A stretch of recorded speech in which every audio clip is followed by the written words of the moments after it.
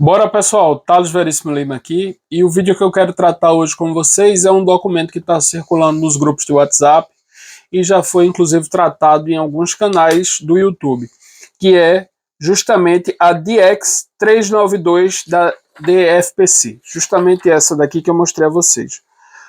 Em síntese, esse documento determina algumas orientações para SFPCs, onde orienta em síntese, para aguardar o parecer da AGU com relação às liminares do ministro Fachin que foram confirmadas no pleno do STF.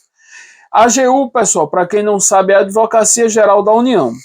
Eu vou ler para vocês aqui, eu não quero me estender em cada ponto, porque esse vídeo é justamente para explicar um conceito de direito que foi aventado por algumas pessoas na internet e que, a meu ver, não ficou muito claro. Então eu vou tentar explicar de uma forma mais clara o que especificamente é expectativa de direito, que é um termo diferente do que a gente está normalmente habituado a ver na legislação armamentista, mas veio tratado aqui na DX 392. Eu vou chegar lá e a gente vai conversar sobre expectativa de direito e direito adquirido, de forma muito sucinta, até porque isso não é uma aula, é só para vocês amadurecerem a ideia e tirarem suas próprias conclusões. Pois bem, nesse documento aqui que eu falei, da DX do Exército, né, o item 1 versa sobre o seguinte: sobre o assunto, informe que o Comando Logístico aguarda parecer da Força Executória da AGU, Advocacia Geral da União, com a definição de como cumprir as medidas cautelares das ADINs 6119, 6139, 6466. Em consequência, a DFPC solicita que as FPCs regionais aguardem orientações detalhadas de como cumprir as medidas cautelares em questão. O item 2. A Conjur/EB, Exército Brasileiro, foi consultado sobre o marco temporal para aplicação e alcance das suspensões do dispositivo normativo constantes das medidas cautelares. Com isso, até que se tenha resposta, orienta-se que, item A, a linha A, as novas solicitações de autorização para aquisição de armamento de uso restrito deverão aguardar parecer da AGU, Advocacia Geral da União, sobre o tratamento administrativo a ser dispensado, para que se defina se devem ser indeferidas imediatamente ou suspensas até o julgamento da ADIM 6139. Pessoal, a minha opinião com relação a isso aqui é muito clara. Como a ADIM não foi julgada e a gente está sobre a égide de decisões liminares, que são decisões interlocutórias que foram confirmadas no curso do processo, ou seja, o processo não acabou, mas já tem uma decisão que norteia o julgamento final, então muito provavelmente isso não vai ser indeferido de plano, porque não se tem uma determinação definitiva do processo. Como eu disse, é uma decisão interlocutória que pode ser mudada. Muito dificilmente, mas pode ser mudada. Então, eu acredito que a AGU deva, por cautela, determinar a suspensão dos pedidos. Para quem tivesse esses pedidos suspensos, sinceramente, com essa conjuntura do STF, eu não criaria muita expectativa, porque muito provavelmente no final do processo vai ser confirmada a liminar e os processos se manterão, as decisões de indeferimento para calibres restritos para civis, e muito provavelmente os processos serão indeferidos. Então, para não criar muita expectativa aí. E a linha B, os processos de autorização para aquisição de armamento de uso restrito que já estão em análise devem aguardar o parecer da AGU antes da sua homologação, seja com deferimento ou com indeferimento. É a mesma situação. Enquanto não for julgado, provavelmente vai ficar suspenso, julgado os processos ADINs. Vai ficar suspenso até que se tenha uma decisão terminativa que se transite em julgado, né, e provavelmente se mantém a restrição ou não, talvez, né, depende aí do que vai acontecer, mas se mantiver a restrição de calibre restrito, os processos devem ser indeferidos. Mas até lá, provavelmente fiquem suspensa a homologação, né? E quando é a homologação, é justamente a inclusão no acervo. Vamos para frente aqui na linha, a linha C. Os armamentos de uso restrito que já tiverem autorização de aquisição homologadas, licenças de importação com embarque autorizados, reparem as situações, ou certificados internacionais de importação expedidos em data anterior à publicação das medidas cautelares, terão seus pedidos de registros analisados, reparem lá, segundo as normas vigentes por ocasião das homologações, autorizações ou expedições. Tal situação pode ser considerada como expectativa de direito. E era justamente aqui que eu queria chegar. Reparem que nas alíneas 1 e 2, eles disseram que deve esperar o parecer da AGU.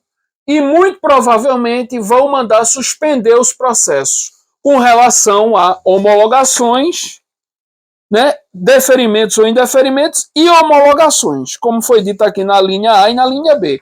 E na linha 3, e aí é justamente o ponto que eu discordo com quem já, enfim, com algumas pessoas que já falaram no YouTube, né? E na linha 3, ele diz que essas homologações ou autorizações ou expedições devem ser aguardadas para que sejam feitas segundo as normas vigentes por ocasiões desses momentos, homologação, autorização ou expedição. E ainda diz aqui, ó, que esses direitos são meras expectativas de direito. Essas situações são de importação, essas daqui, ó. Licenças de importação, aquisições já homologadas e embarques autorizados são meras expectativas de direito. Pessoal, o que é expectativa de direito? Veja só, no direito as coisas têm dois estados. Eu vou tentar explicar isso da forma mais simples possível. Como se fosse dois estados como?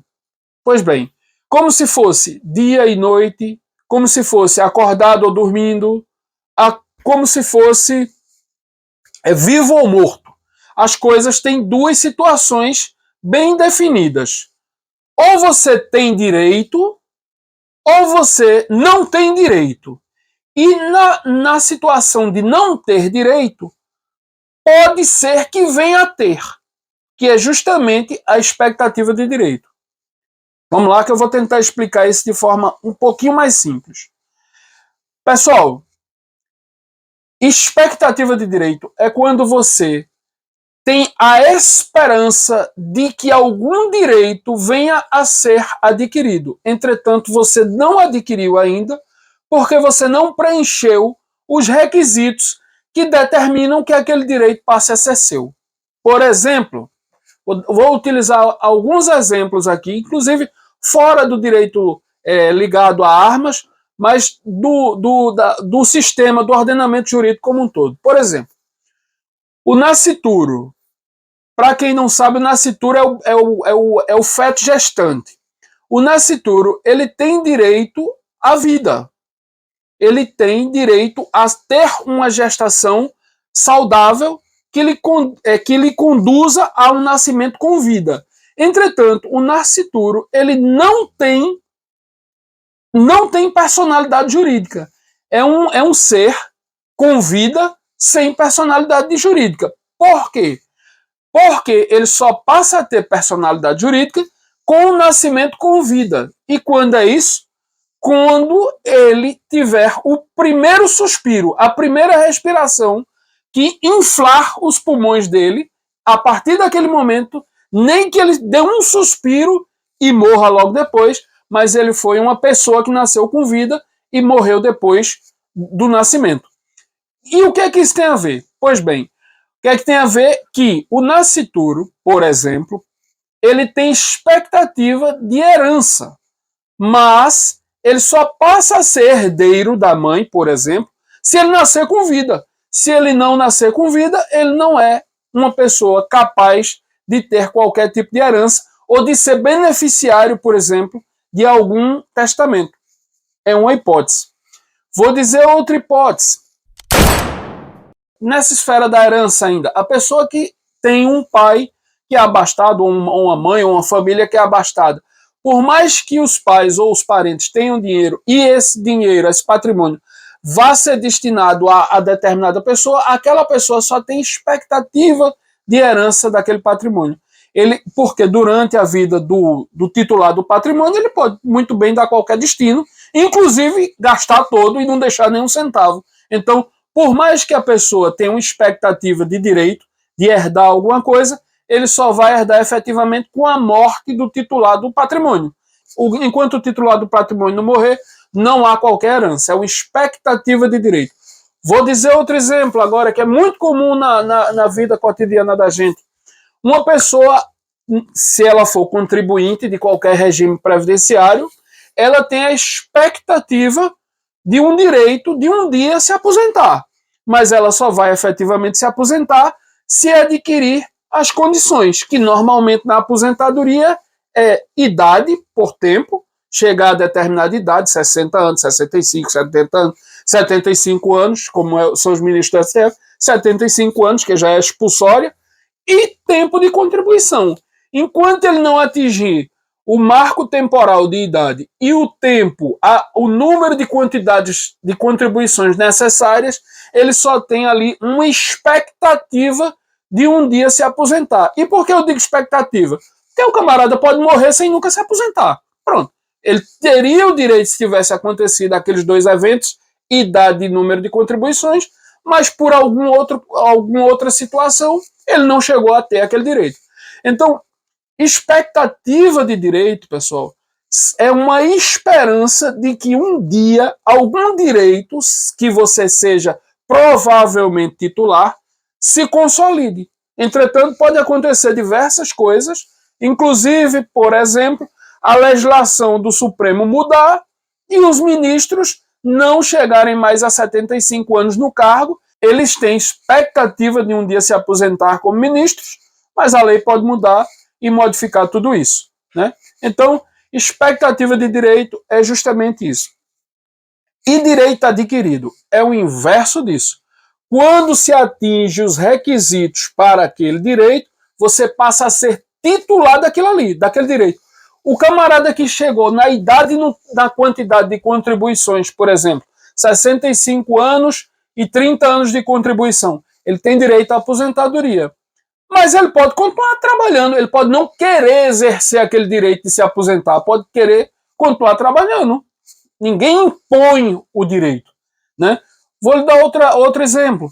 A pessoa que tem 18 anos, ela passa a adquirir o direito de ter uma carteira de motorista, mas ela não é obrigada a exercer o direito de ter uma carteira de motorista. Então, direito adquirido é quando você consegue juntar os requisitos, preenche as condições de lei para exercer aquele direito. O direito do CR, por exemplo, de tirar um CR, 25 anos, as 4 certidões negativas, teste de tiro, teste teórico, teste psicológico, paga lá a taxa, né? E aí você vai, submete seu processo à avaliação. Você adquiriu as condições legais para exercer um direito. Se nada desabona sua conduta, provavelmente esse direito vai ser garantido. Então, pessoal, vejam só, por que é que eu estou dizendo tudo isso aqui? Porque a linha C da DIEX 392 da DFPC diz claramente que as situações, mesmo, eu vou ler de novo para ficar mais claro, os armamentos de uso restrito que já tiveram as autorizações de homologação, de aquisição homologadas, veja, ele coloca, mesmo que já tenham as autorizações de aquisição homologada, mesmo que já tenham as licenças de importação com embarque autorizado, ou os certificados internacionais de importação, e ainda salienta de novo, em data anterior à publicação das medidas cautelares, mesmo que tenha sido antes da data da publicação, 5 de setembro lá, das medidas cautelares de Fachin, mesmo que seja antes de 5 de setembro, ele bota aqui, terão seus pedidos de registro analisados segundo as normas vigentes por ocasião da homologação, autorização ou expedição. Hoje, qual é a norma vigente? Indeferimento. Quando o processo terminar, que for julgado, se o julgamento for a manutenção das liminares, qual vai ser a norma vigente? Indeferimento. Então, ele bota aqui, segundo as normas vigentes por ocasião das homologações, autorizações ou expedições. E aí ele bota aqui a pá de cal. Tal situação pode ser considerada mera expectativa de direito. Ou seja, é só uma pretensão. Mas quando é que a pessoa, o titular de uma arma de fogo, passa a ter direito à titularidade daquela arma de fogo? Pessoal, aí vem outro conceitozinho de direito civil. No direito civil, os bens móveis, que é tudo que a gente pode pegar, eles são transmitidos por um conceito, por uma forma de transferência chamada tradição. É um conceito, é uma palavra que ficou arcaica, que ficou do direito civil. Tradição nada mais é do que você entregar de mão em mão, simbolicamente, ou mesmo um objeto. Simbolicamente, por exemplo, um objeto móvel. Objeto móvel é o que você pode pegar e levar, inclusive um carro, um caminhão, é um objeto móvel. Então você entrega a chave, por exemplo, do caminhão. Simbolicamente você está transferindo o caminhão. Você não pode botar o caminhão na mão e dar na mão do outro. Então você entrega a chave e o documento. Simbolicamente você está transferindo o caminhão. Uma caneta dessa, eu comprei uma caneta dessa de João. Paguei R$1 por ela. João me deu a caneta, eu dei o R$1 e aí formou-se a tradição. Um deu uma coisa a um, o outro deu o outro e transferiu a propriedade. Algumas coisas mais importantes, por exemplo, elas precisam de algum registro, algum cadastro. Não tão complicado e não tão solene como é um imóvel, que tem que fazer uma escritura pública, um cartório. Não precisa ser tanto também. Mas a gente, como está falando de armas, que são bens móveis, não são imóveis, são bens móveis, é mais simples.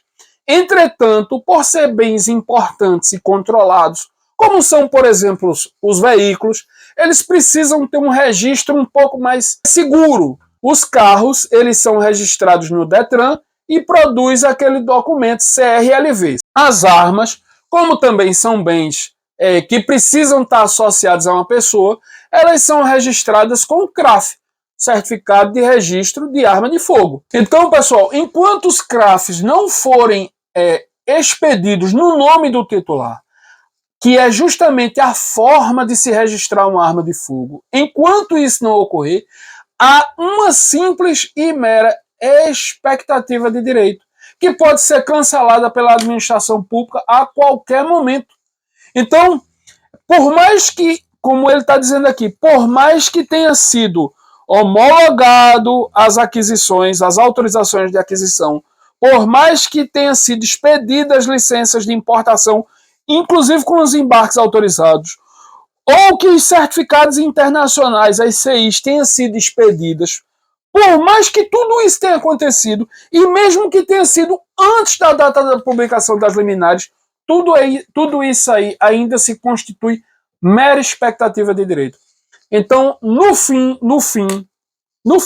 o que ocorre é o seguinte: enquanto o seu CRAF não tiver sido expedido registrando a arma no seu nome, infelizmente tudo está suscetível a ser mudado, inclusive você perder o direito, que era só uma expectativa, como ele diz aí, perder o direito ao registro da arma de fogo em seu nome.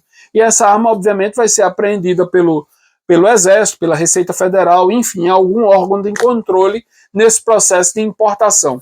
E talvez, por essa orientação aqui, nem a indústria nacional venda para quem tem autorizações de compra, como ela colocou, inclusive, no aviso, porque isso é uma mera expectativa de direito.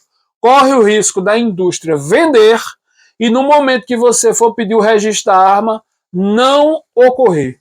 o Exército dizer que não registra. E, obviamente, você não vai conseguir emitir o CRAF de volta lá para a indústria e a indústria não vai lhe mandar arma. Você vai pagar, vai ser indeferido o CRAF, você não vai mandar para a indústria e a indústria não vai lhe mandar arma. Provavelmente vai lhe devolver o dinheiro, mas vai ter que passar aí por algum processo administrativo de devolução de crédito ou talvez até um processo judicial para reaver os créditos. Inclusive, saliento mais uma vez, levanto aqui um outro conceito chamado, que eu já falei a vocês, que é o fato do príncipe. Quem já tinha, e aí cabe muito bem nessa situação, quem já tinha as licenças de importação homologadas, as ICIs e as autorizações de embarque, quem já estava em processo de compra, inclusive com sua arma comprada, já em processo de transferência, e por acaso o Exército, a União, por meio do Exército, não registrar o CRAF, não autorizar o registro do CRAF e, obviamente, a entrega, a posse por meio da tradição a vocês, isso é um fato do príncipe, ou seja, é um fato superveniente que alterou o estado legal da coisa anteriormente. Vocês começaram o processo com autorização e passaram várias etapas e antes de chegar no fim do registro e do recebimento, houve um fato do príncipe, que é um fato do próprio Estado, que alterou a norma do negócio. Então, cabe a vocês, obviamente, indenização contra o Estado. E aí eu já levanto uma outra hipótese. Todo mundo, pelo menos o pessoal que julga, os juízes que julgam essa matéria, vão ter uma pitada, porque não é a carga inteira, do que é efetivamente, o que seria efetivamente uma campanha de desarmamento coercitiva. Porque, como eu disse, todas as licenças de importação de armas, elas foram autorizadas e por isso são atos jurídicos perfeitos e acabados. Se por acaso o Estado quiser expropriar ou confiscar as armas, deve indenizar. Então, eles vão ter uma pitada, uma mini experiência de quantas ações vão se gerar em razão dos indeferimentos apenas das armas de calibre restrito, porque isso daqui é somente para as armas de calibre restrito que essa medida das liminares estão valendo. Então eles vão ter uma pitada da dose de processos que isso vai gerar e obviamente meu escritório está à disposição para advogar em todo o Brasil, como a gente já advoga. Quem precisar pode ficar à vontade de nos procurar aí na internet, Veríssimo Lima Advogados, que a gente realmente vai conseguir atender todo mundo que precisar. Então, o judiciário vai ter uma experiência, uma dose, uma parcela substancial de processos que vão se gerar em razão das negativas de registro de arma de fogo que já tinham sido autorizadas as compras, seja no mercado nacional, seja por meio de importações.